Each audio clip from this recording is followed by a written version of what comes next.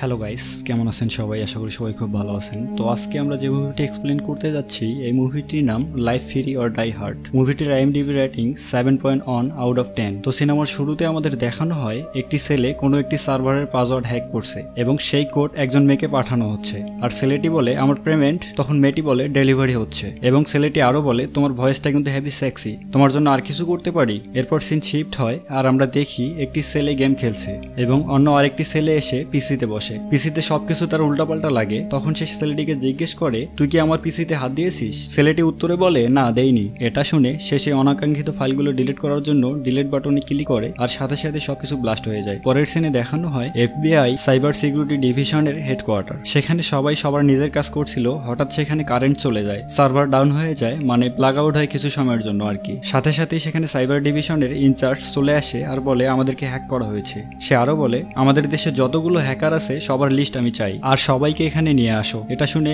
মেয়েটি বলে স্যার আমার কাছে এরকম 1000 হ্যাকারের লিস্ট আছে আর আজকে তো ছুটির দিন, তাই আমাদের স্টাফও কম আছে। তখন ইনচার্জ বলে শোনো, আমাদের কাজ হলো হ্যাকিং থেকে দেশকে রক্ষা করা, আর দেখো আমরাই হ্যাকড হয়ে গেলাম। বুঝতে পারছো ব্যাপারটা কোথায় গিয়ে দাঁড়িয়েছে? এবার স্টাফের সবাই বলে ওঠে স্যার এখন তো মাঝরাত, এত রাতে কোন হ্যাকার কোথায় রয়েছে এটা কিভাবে খুঁজে বের করবো, আর এত কম লোক দিয়ে কি করে পসিবল? উত্তরে ইনচার্জ বলে ঠিক আছে তাহলে লোকাল থানাগুলোর হেল্প নাও, আমি শুধু দেখতে চাই এত বড় সাহস কোন হ্যাকারের। তো তারপরে সিনে দেখা যায় একটা কারের ভেতর দুজন ছেলে মেয়ে কিস করছে। তখন একটা লোক এসে ছেলেটিকে টেনে বের করে। মেয়েটি তখন বলে ওঠে জন থামো। তখন জন বলে আমাকে নাম ধরে ডাকছো কেন? তুমি তো জানো এটা আমার খারাপ লাগে। এবার ছেলেটি বলে এই মেয়ে তুমি এই লোকটিকে আগে থেকেই চেনো? জন কিন্তু তখনও কন্টিনিউয়াসলি তাকে গালাগাল দিচ্ছিল। এই অবস্থা দেখে মেয়েটি রেগে যায় আর চিল্লিয়ে বলে ড্যাড হয়েছে এবার থামো। ছেলেটি তো একেবারে অবাক হয়ে যায় আর বলে ড্যাড মানে তুমি তো বলেছিলে তোমার বাবা অনেক আগেই মরে গেছে। এটা শুনে জন বলে কি তুমি এই বলদটাকে বলেছো আমি মরে গেছি? উত্তরে মেয়েটি বলে মাঝে মাঝে গুছিয়ে মিথ্যে বলতে হয়। সে আরো বলে বাবা তুমি এখানে কি করো, কেন এসছো এখানে?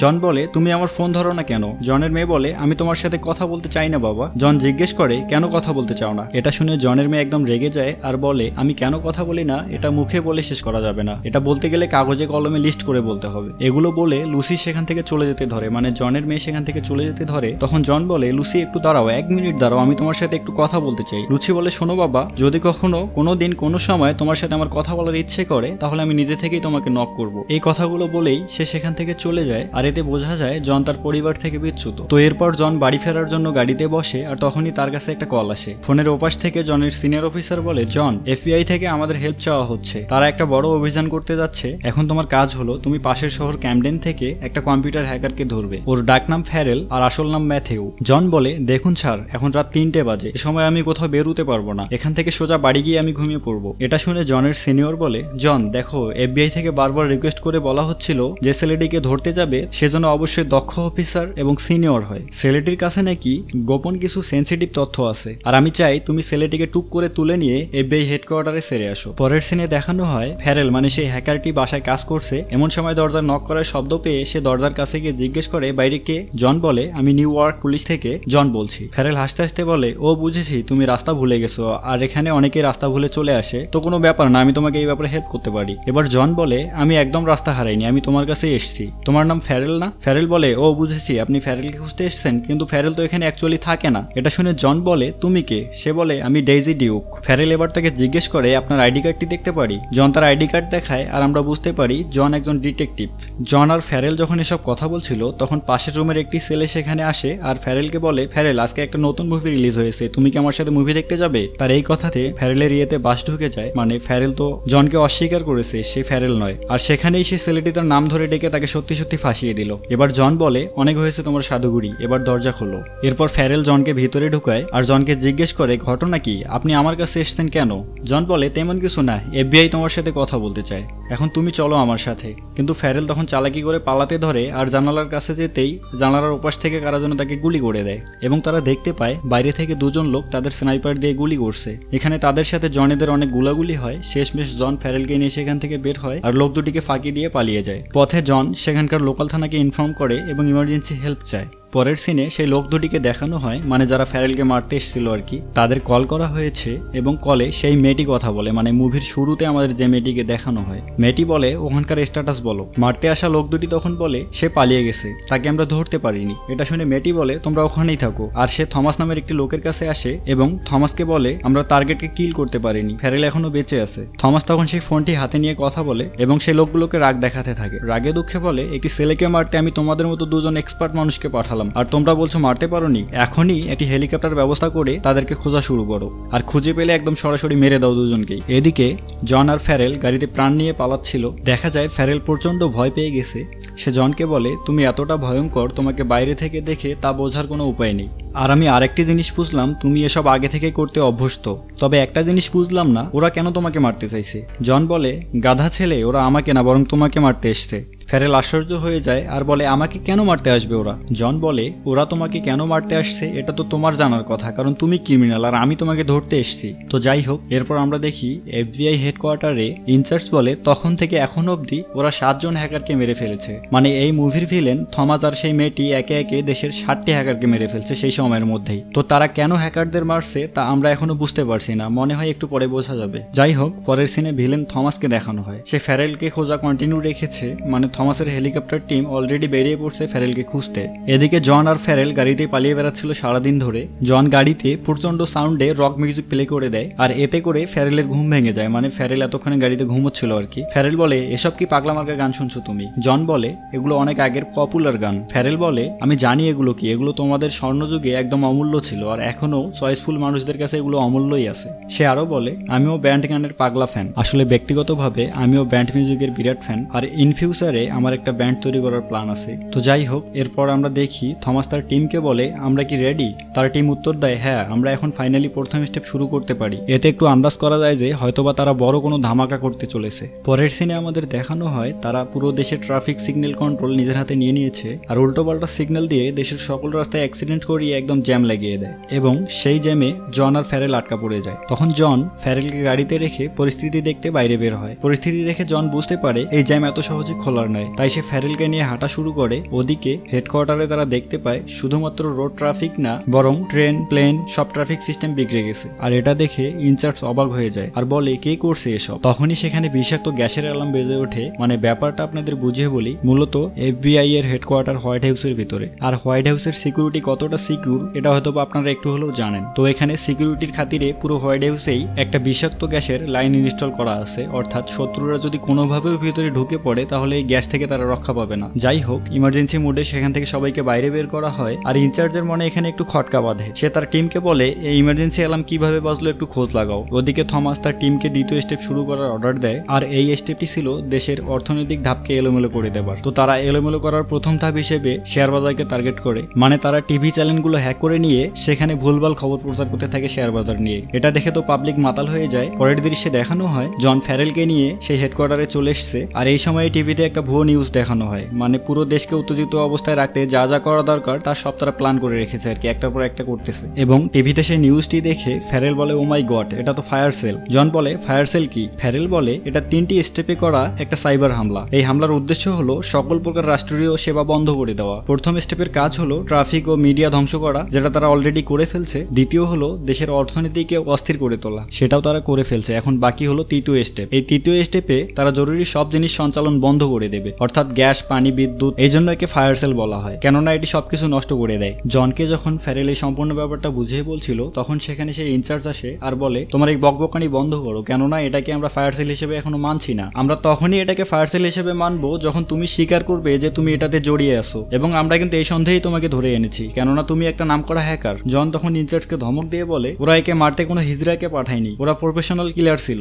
আমি এই ছেলেটিকে পার্সোনালি জানি না, তাই এই সেলের সাপাই গাওয়ার আমার কোনো প্রশ্নই ওঠে না। তবে তাকে বাঁচিয়ে আনার পরিস্থিতি অ্যানালাইজ করে আমি এতটুকু নিশ্চিত যে কেউ না কেউ একে মারার জন্য উঠে পড়ে লেগেছে। এটা শুনে ইনচার্জ বলে ফ্যারেল কি জানে কি জানে না এটা বের করার দায়িত্বে আছে হোম মিনিস্ট্রি, তো তাকে সেখানে নিয়ে যাও। তো জন ফ্যারেলকে নিয়ে রওনা দেয়, আর কিছুক্ষণ পরে থমাস ফ্যারেল আর জনের লোকেশন লোকেট করে ফেলে। এদিকে গাড়িতে জন ফ্যারেলকে জিজ্ঞেস করে তুমি কিছু গোপন করছো, তুমি যদি নিজের ভালো চাও তাহলে সবকিছু আমাকে খুলে বলো, আর ভুলেও আমাকে মিথ্যে বলার চেষ্টা করবে না, কেননা আমি একজন ডিটেকটিভ। তখন ফ্যারেল বলে আজকে সকালে আমাকে একটা হ্যাকিং টিম নক করে আর আমাকে কাজ দেওয়া হয় হয় একটি সরকারি সার্ভারের অ্যাক্সেস নেওয়ার। তখন আমি মোটেও বুঝতে পারিনি যে এই ধ্বংসলীলার অংশীদার আমি হতে চলেছি। এই মুহূর্তে তাদের গাড়ির রেডিও থেকে একটি মেয়ে বলে, আমি পুলিশ হেডকোয়ার্টার থেকে বলছি, FBI এর দুটি গাড়ির জন্য রাস্তা ক্লিয়ার করার নির্দেশ দেওয়া হলো পুলিশ টিমকে। আর এই মেসেজটি শোনার সাথে সাথে ফ্যারেল চমকে ওঠে, বলে এই মেয়েটি আমাকে সকালে ফোন করে এই কাজটি দিয়েছিল, আমি শিওর এটি সে মেয়ে। তখন জন সে রেডিওতে কথা বলে আর তাদের একটা গোপন কোড বলে, মানে যাচাই করার জন্য বলে আর কি। কিন্তু এবার থমাসের টিম ধরা খেয়ে যায় আর জন বুঝতে পারে থমাস পুলিশ হেডকোয়ার্টারের কন্ট্রোল হ্যাক করে নিয়েছে।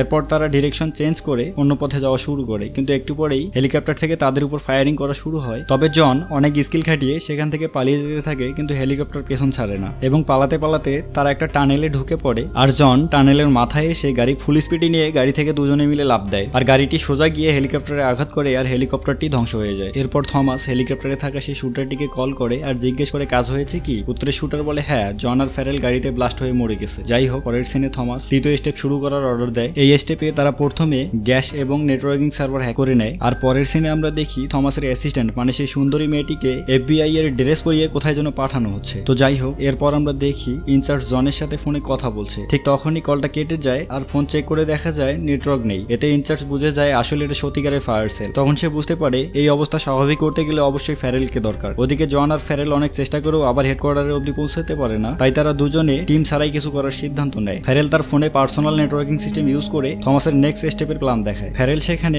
মিডলটন নামে একটা জায়গা দেখায় আর জনকে বলে এই জায়গা থেকে পুরো দেশের গ্যাস এবং বিদ্যুৎ সাপ্লাই দেওয়া হয় আর এখান থেকে শাটডাউন না করা পর্যন্ত গ্যাস বা বিদ্যুৎ কোনোটাই বন্ধ করা পসিবল না। আর এই কাজটি অটোমেটিক ভাবে করাও সম্ভব না, এখানে ম্যানুয়ালি উপস্থিত থেকে করতে হবে। এটা শুনে জন বলে তার মানে থমাস এতক্ষণে সেখানে লোক পাঠিয়ে দিয়েছে আর এখানে এক মুহূর্ত সময়ও নষ্ট করা যাবে না, চলো মিডলটন শাটডাউন আটকাতে হবে। এখানে একটা কথা বলে রাখি, তা হলো থমাসের অ্যাসিস্ট্যান্ট মানে সেই মেয়েটিকে মূলত মিডলটনে পাঠানো হয়েছে শাটডাউন করার জন্য। তো জন আর ফ্যারেল মিডলটন রওনা দেয়, কিন্তু তার আগেই থমাসের টিম সেখানে পৌঁছে যায় আর তারা শাটডাউন প্রসেস শুরু করে দেয়। তার কিছুক্ষণ পরেই সেখানে জন ও ফ্যারেল পৌঁছে যায় আর থমাসের টিমের একজনকে বাদে মানে সেই মেয়েটিকে বাদে সবাইকে মেরে ফেলে এবং সবাইকে মারার পর ফাইনালি তারা সেই মেয়েটির কাছে পৌঁছে যায় আর তাকে গান পয়েন্ট করে নেয়। সেই সাথে জন ফ্যারেলকে নির্দেশ দেয় এরা এতক্ষণ থেকে গুতোগুতি করে যতটুকু উল্টাপাল্টা করেছে তুমি তা এখনই ঠিক করে দাও। ফ্যারেল পিসিতে বসে কাজ করতে শুরু করে আর জন সেই মেয়েটির সাথে মারপিট শুরু করে আর এখানকার ফাইটিং স্কিলটা একদম জোশ, 10-এ 10। তো শেষ পর্যায়ে গিয়ে জন মেয়েটিকে মেরে ফেলে। তবে এটাতে আমার একটু আফসোস লাগে, বেটা এত সুন্দর মেয়েটাকে মাইরা ফেলাইলো, তার থেকে তো আমাদের দিলে আমরা আমাদের ভিডিও এডিটর হাবিবকে দিয়ে বিয়ে দিয়ে দিতাম। যাই হোক, তারা শাটডাউন আটকাতে পারে। তখন এখানে থমাস ফোন করে আর বলে কি খবর, এখনো শাটডাউন হলো না কেন? উত্তরে জন বলে ও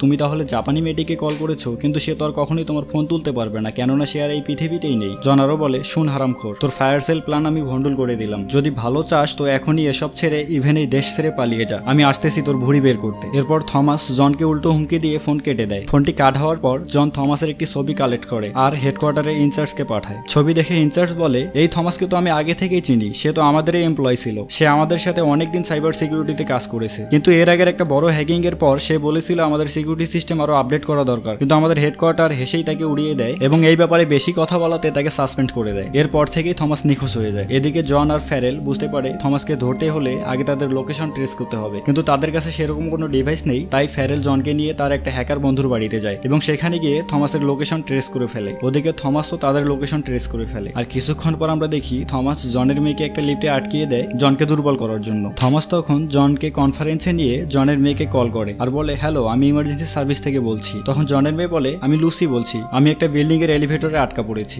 আমাকে প্লিজ এসে উদ্ধার করুন। থমাস বলে ম্যাডাম আপনি তো আজ পুরো দেশের অবস্থা দেখছেন, তো এই জন্যই আপনার ওখানে ইমার্জেন্সি সার্ভিস পৌঁছাতে একটু সময় লাগবে। আর আপনি কি এই মুহূর্তে আপনার পরিবারের কারোর সাথে যোগাযোগ করতে চান? আপনি চাইলে আপনার আটকা পড়ার খবরটি আমরা আপনার পরিবারকে জানাতে পারি। লুসি বলে হ্যাঁ, আমি এটা আমার বাবাকে জানাতে চাই, ওনার নাম জন, উনি নিউ ইয়র্ক পুলিশে জব করেন, প্লিজ ওনাকে জানিয়ে দিন আমার ব্যাপারটা। উত্তরে থমাস বলে আপনি কোনো টেনশন করবেন না, আমরা ওনাকে জানিয়ে দিব আর আমরা খুব তাড়াতাড়ি আপনার কাছে পৌঁছে যাব। এরপর থমাস জনকে উদ্দেশ্য করে বলে জন তোমার মেয়ে তো অনেক সুন্দর, আর যাই হোক আমাকে সেখানে যেতেই হবে। এদিকে কথা বলার ফাঁকে ফ্যারেলের সেই হ্যাকার বন্ধু থমাসের এক্সাক্ট লোকেশন লোকেট করে ফেলে আর জন সরাসরি সেখানে রওনা দেয়, কিন্তু ফ্যারেল তাকে বাধা দেয়, বলে তুমি ওখানে একা গিয়ে ওদের কিচ্ছুটি করতে পারবে না। জন বলে আমার মেয়ে ওদের কাছে আছে আর আমি বাবা হয়ে এখন চুপ করে থাকতে পারি না, হাজার হলেও আমি বাবা তো। আর ফ্যারেল শোনো, যদি আমি বেঁচে থাকি তাহলে অবশ্যই আমাদের আবার দেখা হবে। এটা বলে জন গাড়ি স্টার্ট দেয় আর ফ্যারেলও তখন গাড়িতে উঠে পড়ে আর বলে আপনি সেই পর্বতটা জানেন না, একের চেয়ে দুই ভালো, তো আমাকে ছেড়ে যাচ্ছেন কেন? আমি আপনার সাথে যেতে চাই, চলুন আমিও যাব। পরের সিনে দেখা যায় থমাসের টিম জনের মেয়ের কাছে পৌঁছে গেছে আর তারা ভুয়ো FBI এর আইডি দেখিয়ে কৌশলে তাকে নিজেদের কবজায় করে নিয়েছে। কিছুক্ষণ পর থমাস চালাকি করে তাদের সব হ্যাকার টিমকে মেরে ফেলে, মানে বাংলা সিনেমায় যেভাবে আর কি খুন করার পর সব প্রমাণকে শেষ করে দেওয়া হয়। এদিকে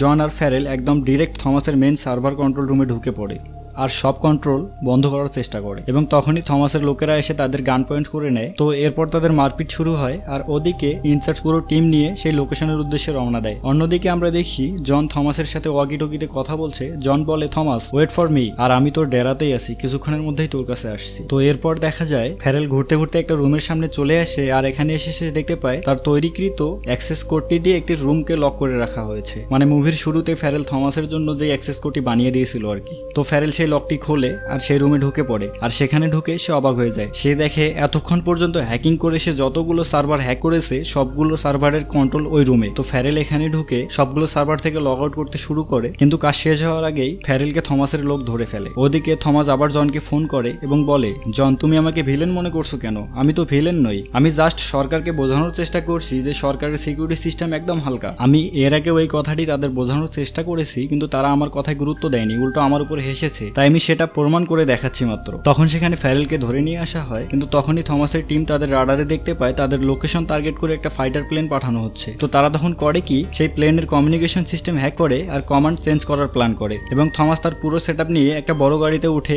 সেখান থেকে বেরিয়ে পড়ে এবং থমাস তার সেটআপ নিয়ে সেখান থেকে একটি গাড়িতে করে বেরিয়ে পড়ে। পথে জন আর একটি গাড়ির ড্রাইভারকে মেরে ফেলে সেই ড্রাইভিং সিটে নিজে বসে আর থমাসের গাড়িটিকে ফলো করতে থাকে। এই ফাঁকে সে হেডকোয়ার্টারের সাথে যোগাযোগ করে এবং সব খুলে বলে আর তাদের বর্তমান অবস্থানের কথাও বলে। ফলে সেই লোকেশনে ফাইটার প্লেন পাঠানো হয়, কিন্তু থমাস তো আগেই প্লেনের কমিউনিকেশন সিস্টেম হ্যাক করে রেখেছিল। তাই সে সেই পাইলটকে বলে, আমি এয়ার ট্রাফিক কন্ট্রোল থেকে বলছি, একটি বড় ট্রাক একটি সরকারি এরিয়াকে ফলো করছে, সে একজন জঙ্গি, আমি কমান্ড দিচ্ছি তাকে উড়িয়ে দেওয়ার। এবং প্লেন থেকে জনের উপর মিসাইল ছোড়া শুরু হয়, কিন্তু জনকে মারতে পারে না, উল্টো জনই প্লেনটিকে ধ্বংস করে দেয়। এরপর থমাস ফ্যারেল আর লুসিকে নিয়ে আরেকটা জায়গায় আসে এবং লুসির মাথায় গান পয়েন্ট করে ফ্যারেলকে বলা হয়, তোমাকে 3 মিনিট সময় দেওয়া হলো, এর মধ্যেই তুমি আমার সিস্টেমকে যদি আমার মতো করে দিতে না পারো তাহলে আমি লুসিকে শুট করব। আর তখনই একটা লোক এখানে এসে বলে, FBI এর লোক এখানে আসতেছে। থমাস বলে, সবকিছু তাড়াতাড়ি প্লেনে ওঠো আর এখান থেকে চলো। কিন্তু সেই মুহূর্তেই জন সেখানে চলে আসে আর ফাইটিং শুরু হয়। শেষ পর্যায়ে জন থমাসকে গুলি করে দেয়। শেষ দৃশ্যে দেখা যায় ফ্যারেলকে একটা অ্যাম্বুলেন্সে ফার্স্ট এইড দেওয়া হচ্ছে আর জন দূর থেকে এটা দেখে লুসিকে বলে, এই হারামি তো হসপিটাল যাওয়ার আগে ভয়েই মরে যাবে, একদম ভেতুর ডিম। তবে এখানে আরেকটা ব্যাপার হচ্ছে, জন একটু আন্দাজ করতে পারে লুসি হয়তো এই অল্পটুকু সময়ের মধ্যেই ফ্যারেলকে পছন্দ করতে শুরু করেছে। যাই হোক, এখানে আমরা বুঝতে পারি ফ্যারেল জনের জামাই হতে চলেছে আর এখানেই মুভিটি শেষ হয়ে যায়। তো এই মুভিটিতে একটি ডিপলি মেসেজ দেওয়া হয়েছে আর সেটা হলো একসময় পুরো পৃথিবী এরকম হ্যাকের শিকার হবে আর এটা চরম সত্যি কথা। তো পার্সোনালি এই মুভিটি দেখার অভিজ্ঞতা থেকে আমি এতটুকু বলতে পারি, মুভিটি আপনার অবশ্যই ভালো লাগবে। তো ভালো থাকবেন সবাই, টেক কেয়ার, খোদা হাফেজ। আর মানুষকে ভালো রাখার চেষ্টা করবেন, বিশেষ করে যারা আপনার উপর ডিপেন্ডেন্ট আর কি।